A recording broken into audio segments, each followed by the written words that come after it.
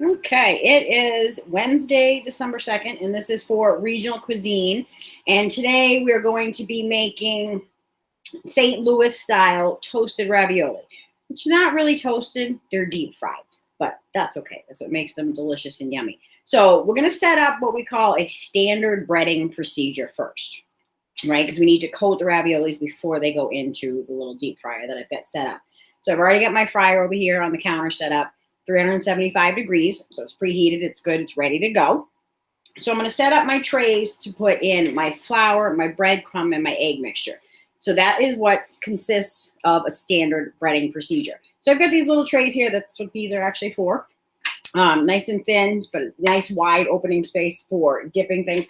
So if you're going to use bowls or things like that, try to find things that have a nice wide space for being able to do the hand dredging. Okay. So the first thing that we're going to need is some grated Parmesan cheese. So I've got some leftover cheese that I'm going to be using. And I've got my little box grater here set up. And I'm going to use these small holes on this side. Okay. We don't want to use these big giant ones. We want to use the small ones here. And I'm going to grate up. I need at least 1/4 cup of grated Parmesan. Now you can use the kind that comes in the shakers. I like the flavor of the block stuff much better. Right? It's got a lot more flavor to it. And with this, like I said, we need about 1/4 cup total. And this grates really fast. Right? Nice, good Parmesan cheese. This is going to get mixed into our breadcrumb mixture. Okay, so it's probably more than I need, but that's okay. Set that to the side here. So I'm going to take and measure out 1/4 cup. I'm going to pack it in there good to make sure I've got enough, right, of my Parmesan cheese. And that's going to go in the tray I've got over here on the end right next to the fryer. Okay. Now with that Parmesan cheese, I'm going to mix in some seasoned breadcrumbs, right? And what you're looking for is, just like Italian style breadcrumbs or things, or you can use just plain. We've used panko breadcrumbs in other demos in the past, but this is the nice thin stuff. So I'm going to measure out 1 cup of that, and that's going to go into the tray here with the Parmesan cheese. Now, if you need more breadcrumbs after you're doing your raviolis, if you don't have enough, you just add more into your tray, right? But you don't want to add too much and then not use it, because then once it's been touched with raw egg, you can't really use it for anything else, okay? Now to this, I'm also going to add in 2 teaspoons of dried oregano. It's going to give it a little bit more of that nice Italian flavor. You can also substitute in Italian seasoning. That's what you happen to have in the cabinet. So my first tray here, like I said, it's got the seasoned breadcrumbs, my Parmesan cheese. It's finely grated. And 2 teaspoons of the dried oregano. I'm just giving this a really good stir to make sure it's well blended. This is going to be my last final step on the coating process for my breading procedure. Okay. So in this middle tray right here, I've got 2 large eggs. So I'm just going to crack those here on the counter. I'm going to scramble those up.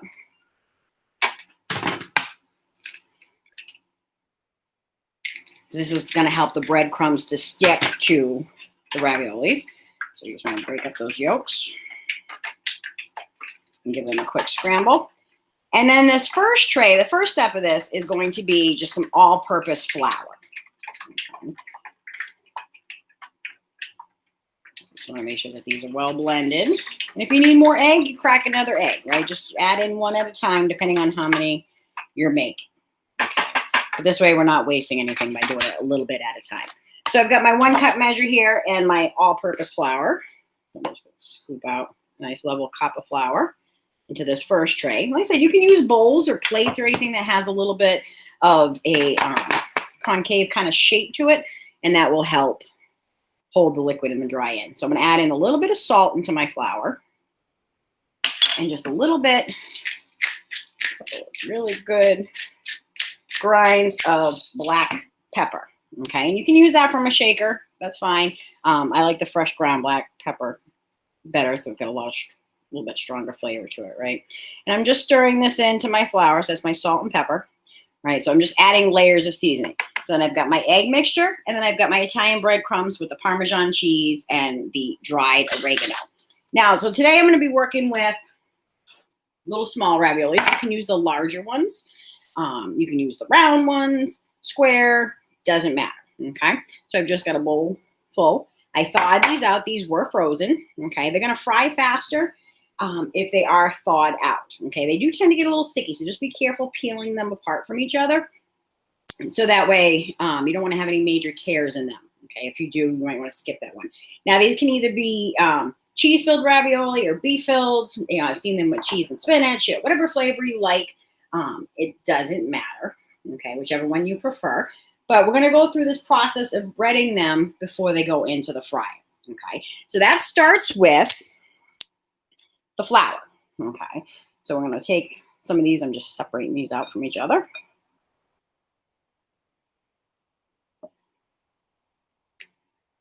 So I'll do about 8 of those. Okay, and I want to coat them really well on both sides with my flour. Okay. Now, the other key to this is that I want them coated good with flour, but I want to make sure that I get the excess off. Okay, so at this point, it's good too to switch to having a wet hand and a dry hand. So shake off the excess off the ravioli. So that's your flour, right into the egg mixture. You can even tap them on the side because I want it coated, but I don't want giant lumps of flour stuck to the side. Okay, so I want to make sure that my other ingredients are going to adhere properly. All right. That's it. So if you can keep one hand dry, so I'm going to keep my left hand here dry in a second and use my right hand as my wet. It'll be extremely helpful so you don't get your hands all goopy. So I'm just going to flip these over, make sure they're getting egg on both sides, coated well. You have to just really kind of flip them around in there, make sure they're coated good. And these are going to go straight into the breadcrumb cheese mixture. Okay, so drip off any excess. And that's why it's good to do them a few at a time, right? You don't want to do too many at once because they won't fit in the container and get coated properly. Okay. So thawed raviolis work best. You can use them from frozen, but the egg tends to set up too fast because they're super cold. So, and they'll take longer to fry too. Once I have them in this tray here, I use my dry hand to get underneath them and flip them over. I want to make sure I get really good layer of coating on both sides. Okay. Now the nice thing is these don't take long to fry at all, right? So I'm just giving these a good shake. I want to make sure that everything's coated. So if you see any wet egg, and then just give them a little press into the breadcrumbs. Okay. So now these are going to go into the deep fryer. You can do this in a pan on the stove. All right. I just got the little countertop fryer set up here, ready to go. Like I said, 375 degrees on this. This has got a little built-in basket. So I'm going to put these into the basket first and then drop them down in all at once. So when you're pulling them out of the breadcrumb, same thing. Shake off any excess. Make sure your oil's not too full. I have this at the minimum line inside. You don't want any boiling over with a hot oil. If you're doing this in a pan on the stove with oil, only put about 1 inch of oil in a really deep pan. Okay, make sure you have at least 3 inches of space from the oil to the top of the pan so that nothing boils over. Okay, because hot grease will cause kitchen fires. Now I'm going to lower these down into the fryer, nice and slow. Give it a little shake on the basket. So I want to make sure that they're not going to stick to each other. And what you're looking for when you're frying things, right, especially stuff like this that's really fast to do, is that it floats up to the surface, okay? And with these, super easy. Couple of minutes tops. You're going to want to have a good pair of tongs also, right? Metal tongs or something to grab your fried raviolis out of the basket, okay? I'm setting up to do another little batch here.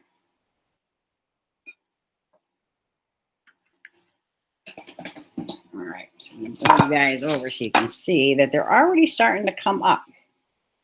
Okay. I'm just going to give these a few more seconds. And I have a tray set up here already, just a sheet pan, right, with a little bit of paper towel on it.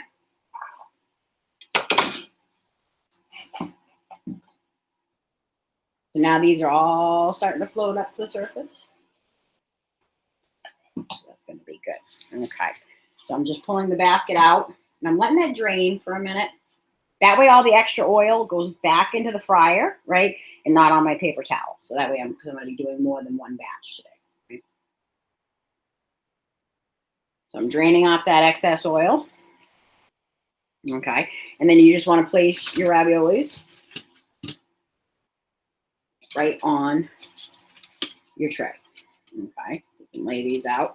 Now you can pull these out of hot oil if you're doing this in a pan, one at a time on the, with a pair of tongs. Okay. So I'm just going to show you that process again real quick, just so you can see it if you didn't see it the first time.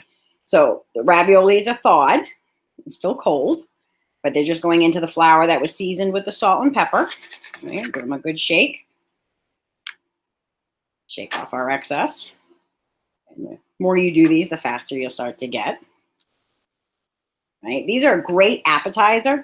You know, if you're watching a sports game or something, right? You know, for holidays, you know, Christmas Eve or New Year's Eve, right? When you just want something a little bit fun. So if you like things like mozzarella sticks and stuff, you will definitely love the toasted raviolis. And these are super famous and served all over in St. Louis, Missouri, which is the Midwest region that we're covering right now. Right? They are big fans of fried foods, right? So we've got, remember, wet hand and dry hand. So this is my wet hand now. So shake off that excess egg right into the breadcrumb mixture, but that's got the fresh grated Parmesan cheese and the dried basil. Oregano. But you could use basil. You could use Italian seasoning. You can make them a little spicy if you wanted. A little chili powder. Right. A little crushed red pepper. Definitely goes well with Italian food, right? So now, remember when you're doing this last stage, right? When you've got these in here, that you really want to coat them really well and press them in good, because you want to get a nice crust on the ravioli. All right. If they're not coated well, you're going to see the raviolis through, and they won't look as good. So we're looking for that nice crunchy skin on the outside, right? And this is the same standard breading procedure that you would do for chicken. You want to do some eggplant Parmesan, just like this: flour, egg, breadcrumb. Okay. And then these are going to go into my basket here. Like I said, it only takes about 2 minutes. Wait for them to start floating up, shaking off that excess.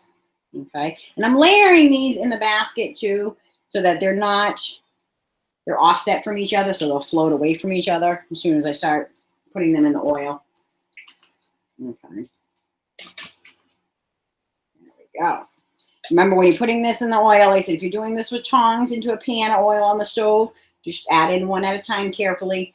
If you're doing it in a fryer basket like this, just add that basket in really nice and slow, because you're going to get a little bubbling, right? Which comes from any water content that's in your egg or in the raviolis themselves. Okay. All right. Set this to the side. Now, to serve these, a traditional St. Louis way, right, is just to plate them up with some sauce. So I've got my little dinner plate here. These have cooled for a few minutes, so they'll be easy to handle. Okay.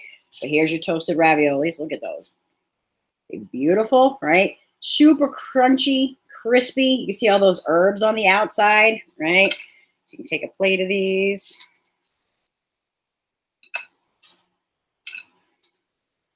Set them up. If they're still really hot, use your tongs. Okay. Just checking the ones I've got in the fryer right now, because they're already starting to float. So we're going to offset this just a little bit. And then what I've got back here on the stove heating up is just a little bit of marinara sauce, right? You can use a spaghetti sauce. You can use pizza sauce, whatever you have, a little, open jar that you have in your fridge. pulling those out of the fryer because like I said they only take about 2 minutes to fry. So I got a nice little dish here for some sauce. Who says you can't make things fancy, right? You're not going out to restaurants right now. You can do this at home on your own. Save some money. Make something fun, right? And to finish this off, I'm going to take a little bit of that leftover Parmesan cheese that I had from the bowl. Add a little bit of that in there. All right. Make it look nice. Take a little bit more of your dried oregano. Same thing. Just give it a little sprinkle of love. Okay. And that is your St. Louis style toasted raviolis, right? Super delicious, super crunchy, crispy. And that's it. So hopefully it's something you guys try at home if you've never had them. They are super easy, delicious. Like I said, cheese ravioli, beef ravioli, that doesn't matter, whichever one you normally have.